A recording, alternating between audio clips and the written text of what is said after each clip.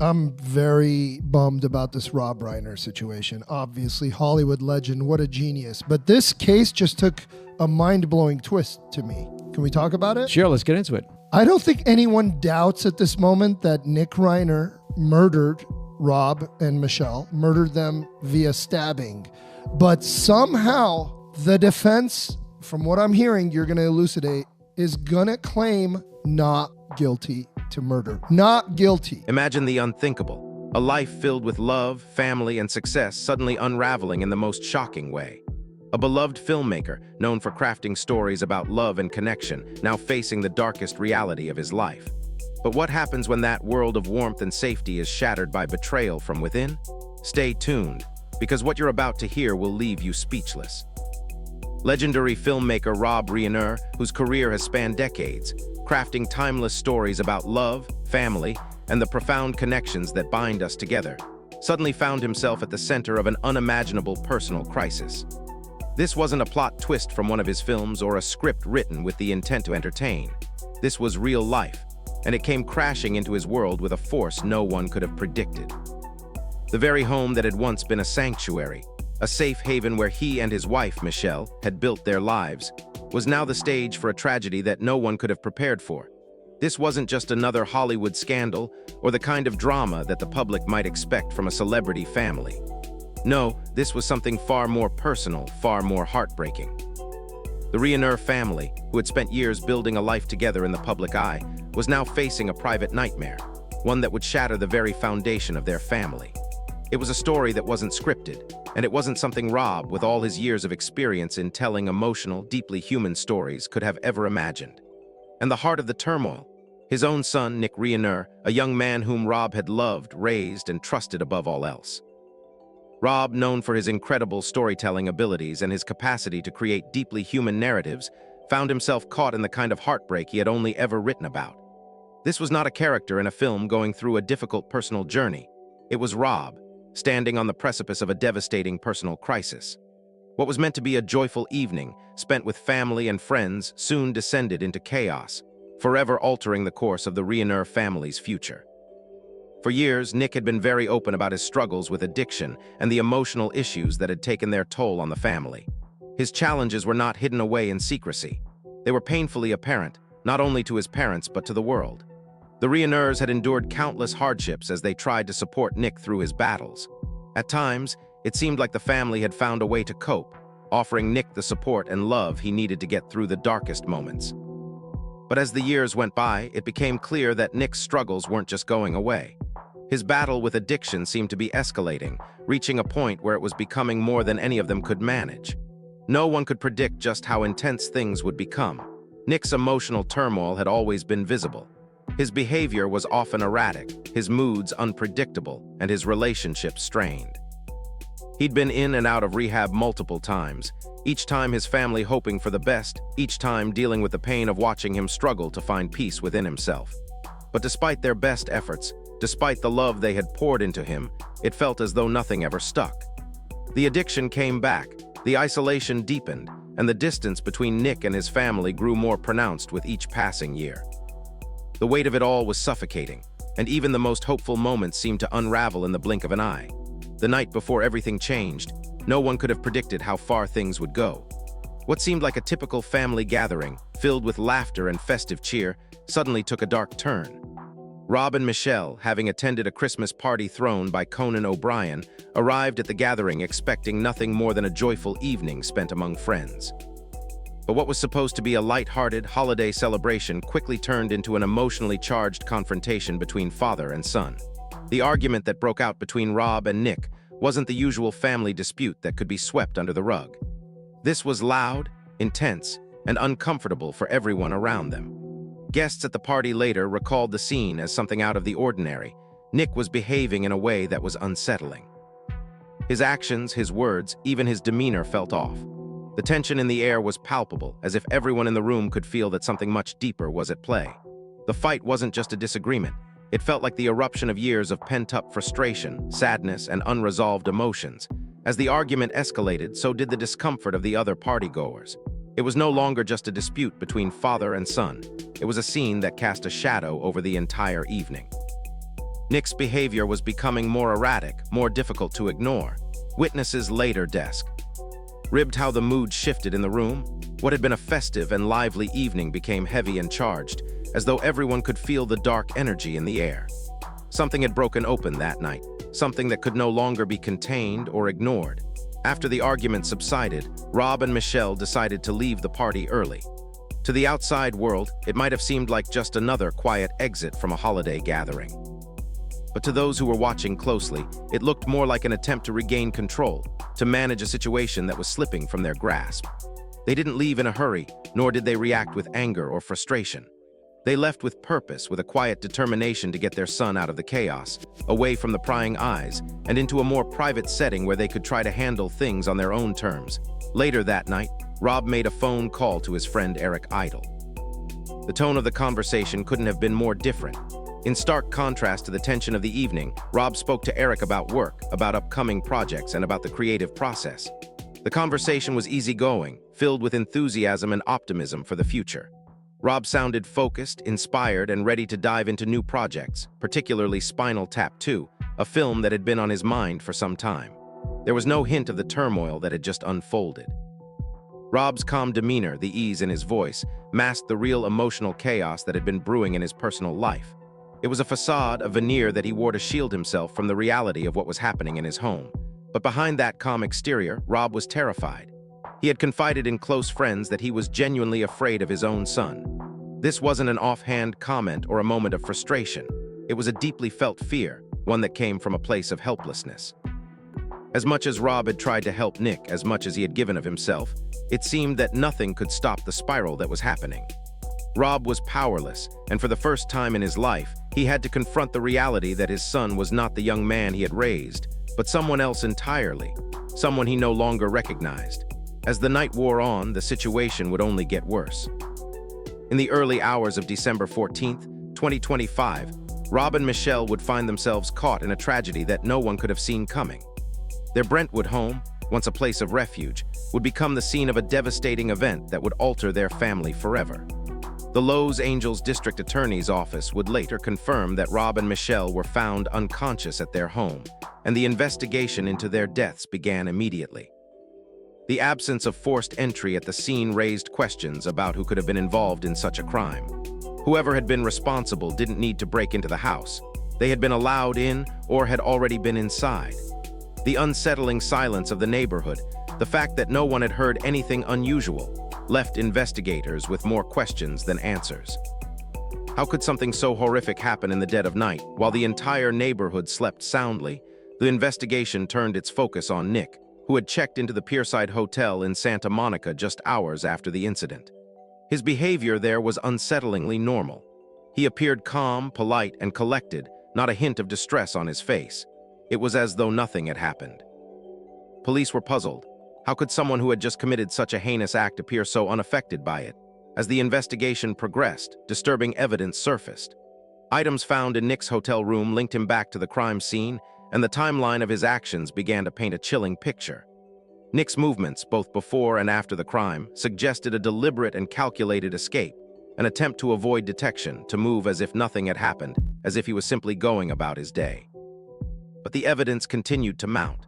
Surveillance footage showed Nick calmly walking into a gas station, grabbing a drink, paying, and leaving, as if his entire world was perfectly normal. It was a haunting display of composure in the face of something horrific. And as law enforcement zeroed in on his whereabouts, they were soon able to surround him near Exposition Park in Los Angeles. Nick made no attempt to flee or resist.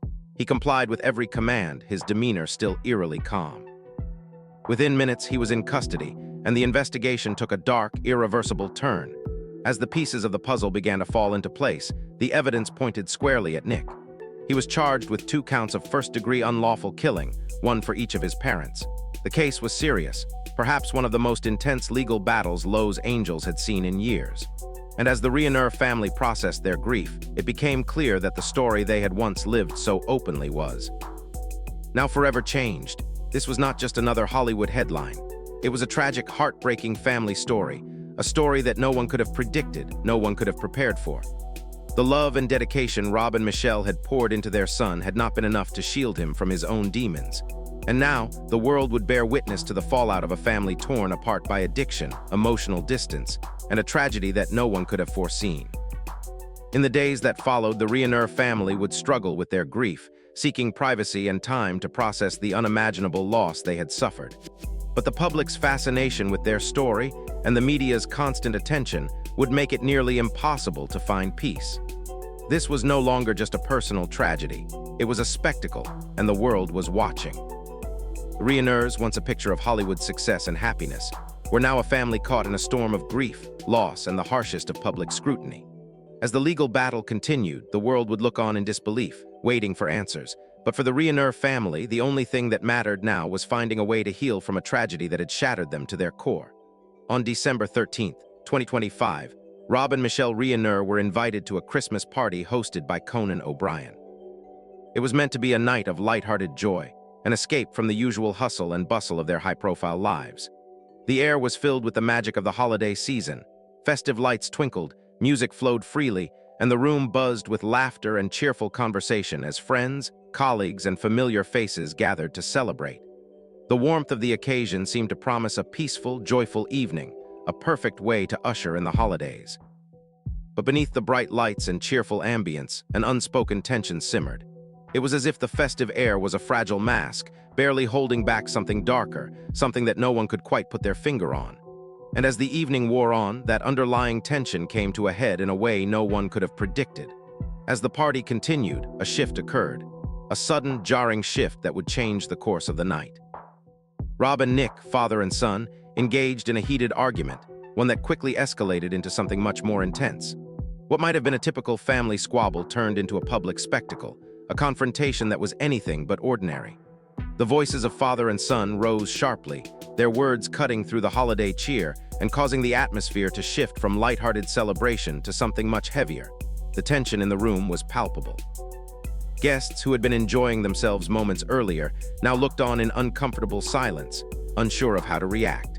The argument between Rob and Nick was loud, fierce, and emotionally charged, a stark contrast to the merry spirit that had once defined the evening. The festive lights that had earlier cast a warm glow now seemed to flicker uneasily, casting long shadows over the unfolding drama. Guests later recalled how unsettling it was to witness Nick's behavior, how he seemed different, distant, almost unrecognizable. The shift in his demeanor was impossible to ignore, and it left a dark cloud hanging over the party. It was as though something was terribly wrong, but no one could articulate what that something was. The next morning, the sense of unease lingered. The party guests who had witnessed the confrontation began to share their thoughts. One guest noted that Nick's very presence seemed to have left everyone on edge.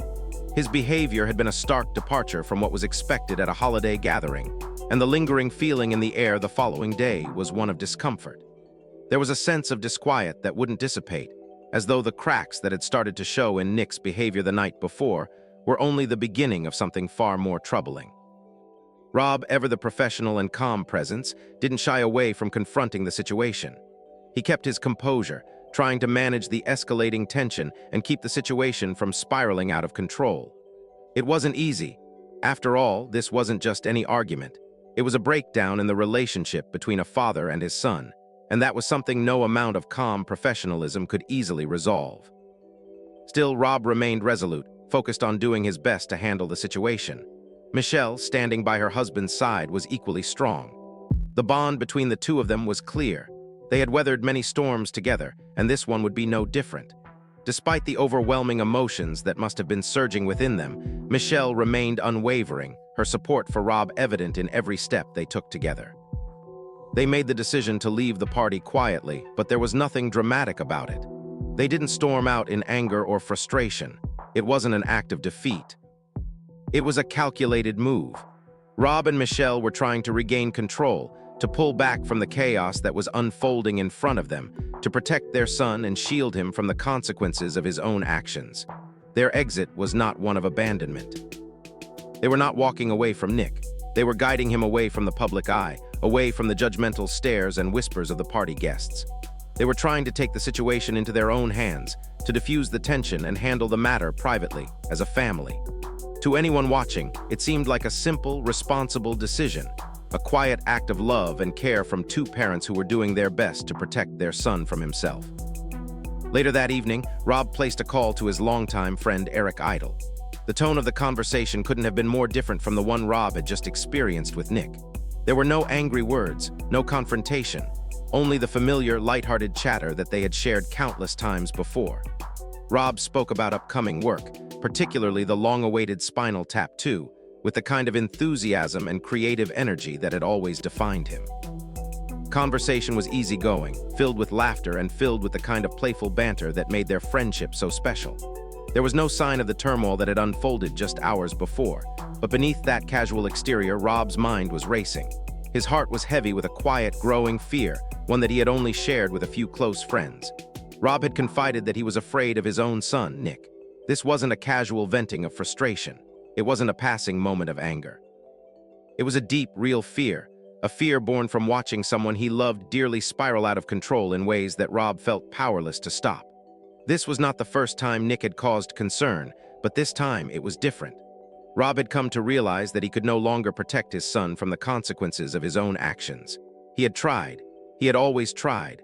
But there were moments when love wasn't enough to undo the damage that had already been done. Rob's fear wasn't just about the immediate situation.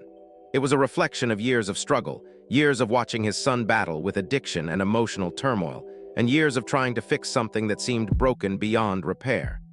Despite all his efforts, despite the countless rehab stints and the love he and Michelle had poured into Nick, the truth had become undeniable. They were losing him. And in that moment, Rob realized that he was afraid not just for Nick's future, but for his own ability to save him from the darkness that had taken hold. As the evening unfolded and the hours passed, the sense of dread that Rob felt would only intensify. The fear that had quietly settled in his heart would soon become a reality, one that no amount of phone calls, creative projects, or positive conversations could escape. The events of that night, intense, heartbreaking, and unavoidable, would leave an indelible mark on the Reiner family. The moment when everything shifted had arrived, and there would be no turning back. Back at the Brentwood home, forensic teams worked tirelessly, searching for clues that could provide answers. What they found was nothing short of horrifying. The medical examiner's report confirmed that Rob and Michelle likely lost consciousness during the early hours of the morning, nearly 12 hours before they were found. Forensic specialists identified sharp force injuries, suggesting a deliberate and sustained attack.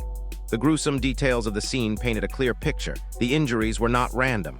They were personal, intimate, and brutal. Whoever was responsible had been close to the victims, standing right next to them as the violence unfolded. The repeated nature of the injuries pointed to a deliberate, focused effort, not a spur-of-the-moment act. This wasn't a quick, impulsive action. It was something much more calculated, something that had been building for a while. The forensic evidence revealed a timeline, a series of events that painted a haunting image of a tragic final encounter. As prosecutors reviewed the evidence, it became clear. Nick Reiner was at the center of this tragedy. His actions, both before and after the incident, led them to believe that he had made a deliberate decision to end his parents' lives. The case became more than just a personal family tragedy. It was now a high-profile legal battle with serious consequences. As the case moved forward, Nick was officially charged with 2 counts of first-degree unlawful killing, one for each of his parents. In California, these charges carried the most severe penalties. And yet this was only the beginning. Prosecutors added special circumstances to the case, which would elevate the charges to the highest legal level. With the special circumstances in place, Nick could face life in prison without the possibility of parole or, in the most extreme case, a death sentence. In the courtroom, the proceedings were intense. The charges were read aloud, and Nick's defense attorney, Alan Jackson, a powerhouse in the legal world, stood beside him. Jackson's presence was no accident. His history of defending high-profile figures sent a clear message. This was going to be a long and arduous legal battle. Nick's response to the charges was eerily calm. He made no plea, offered no explanation, and gave no visible reaction to the weight of the accusations against him. It was as if he was detached from the reality of what had happened, lost in his own thoughts, perhaps unsure of where he fit into the world he had just shattered. Outside the courtroom, the public's attention quickly shifted to a new question. How was Nick affording such a high-profile defense? The answer remained unclear. With no known steady income or career, speculation swirled about how such an expensive legal team was being funded. Was the money coming from the Reiner family estate? Or was there another, more mysterious source? Despite these questions, the case continued to unfold, and the Reiner family, still reeling from the loss of their parents, released a statement of their own. They didn't focus on the legalities or the courtroom drama. Instead, their message was one of grief, love, and loss. It was a reminder that behind every headline and every legal proceeding, there were real people, parents, children, and loved ones, suffering a loss that could never truly be measured. The tributes to Rob and Michelle continued to pour in from every corner of the world. But for their children, the pain was immeasurable. As the Reiner family quietly mourned, the world watched as the legal battle moved forward, a painful reminder that even those we think we know best can harbor secrets we never imagined. This wasn't just another celebrity scandal. It was a family tragedy that would forever change the lives of those involved. A heartbreaking reminder of the complexities of love, family, and the unexpected darkness that can lurk beneath even the most familiar of surfaces. Back at the Brentwood home, forensic teams worked around the clock, meticulously searching for any clues that could shed light on the events that transpired in the early hours of December 14th. What they uncovered was chilling, far more horrifying than anyone could have anticipated. The medical examiner's report later confirmed that Rob and Michelle Reiner likely lost consciousness nearly 12 hours before they were discovered, sometime in the dead of night. The forensic specialists quickly identified sharp force injuries, marking this as a deliberate and sustained attack. The gruesome details of the scene were haunting. The injuries sustained by Rob and Michelle were not random. They were personal, intimate, and brutal. The attack was not a mere crime of passion or a violent outburst. It was something far more calculated.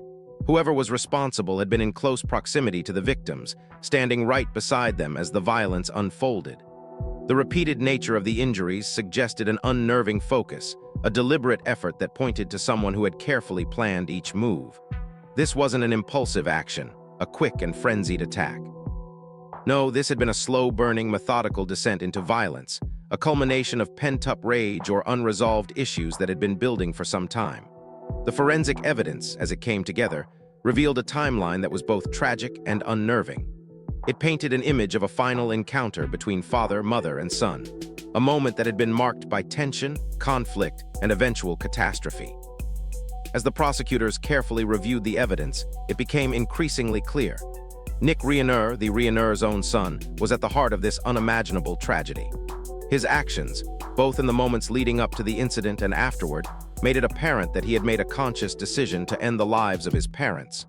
What had once seemed like a deeply personal family tragedy now took on an even more disturbing and public dimension. It was no longer just a matter of private heartbreak. It was now a high-profile legal battle that would undoubtedly have far-reaching consequences. The case had evolved from something intensely personal to something much more complex and tragic, with the eyes of the public watching closely as it moved forward. As the legal proceedings unfolded, Nick Reiner was officially charged with 2 counts of first-degree unlawful killing, 1 count for each of his parents. In California, these charges carry the most severe legal consequences, marking this case as one of the most high-stakes and significant criminal trials in recent memory. However, this was only the beginning. Prosecutors, fully aware of the gravity of the situation, added special circumstances to the case, an enhancement that elevated the charges to the highest legal level. With the special circumstances in place, the potential penalties were staggering.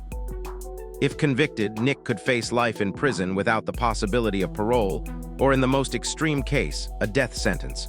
The courtroom was filled with tension as the charges were read aloud.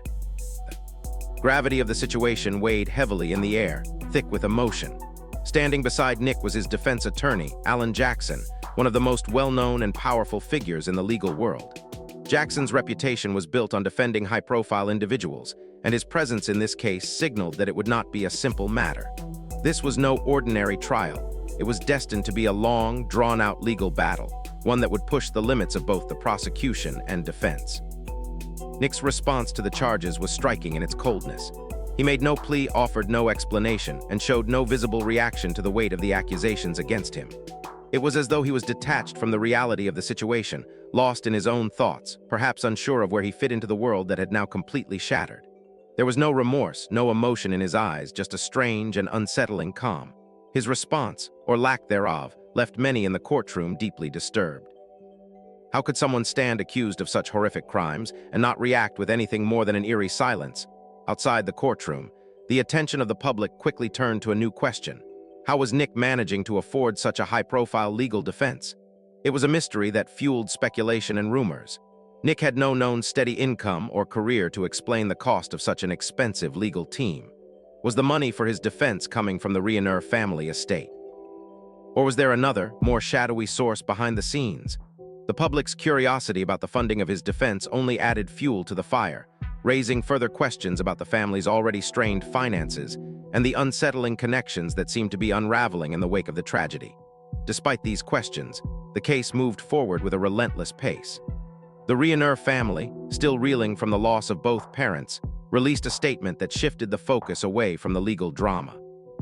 Their message was not about courtroom battles or legal strategies. It was about grief, loss, and the deep, unspoken pain of losing both Rob and Michelle. It served as a powerful reminder that behind every headline, every legal proceeding, there were real people, parents, children, family members, suffering losses that could never truly be quantified or understood by the public. As tributes to Rob and Michelle continued to flood in from across the world, it was clear that their legacy went far beyond their roles in Hollywood. But for their children, the pain of their loss was immeasurable. For Romy and Jake Reiner, the emotional weight was impossible to put into words. As the world watched, fascinated by the legal developments, the family remained focused on grieving in peace, away from the eyes of the public, struggling to come to terms with the unimaginable tragedy they had experienced. This wasn't just another celebrity scandal or a momentary tabloid sensation. It was a family tragedy that would forever alter the lives of those involved. It was a stark, heartbreaking reminder of how even the strongest families could be torn apart by addiction, emotional distance, and the shocking violence that can lurk beneath even the most familiar of surfaces. The Reiner family had lived through years of struggle, but nothing could have prepared them for the devastation that unfolded in those early hours of December 14th. The case was no longer just about a family coping with loss.